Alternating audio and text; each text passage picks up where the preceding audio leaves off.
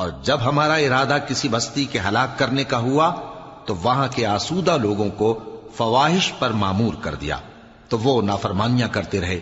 پھر اس پر عذاب کا حکم ثابت ہو گیا اور ہم نے اسے ہلاک کر ڈالا۔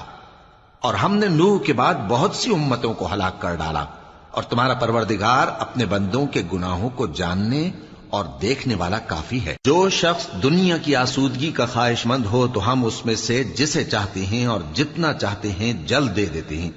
پھر اس کے لیے جہنم کو ٹھکانہ مقرر کر رکھا ہے، جس میں وہ نفرین سن کر اور درگاہ الہی سے راندہ ہو کر داخل ہوگا۔ اور جو شخص آخرت کا خواستگار ہو اور اس میں اتنی کوشش کرے جتنی اسے لائق ہے، اور وہ مومن بھی ہو، تو ایسے ہی لوگوں کی کوشش ٹھکانے لگتی ہے۔ ہم ان کو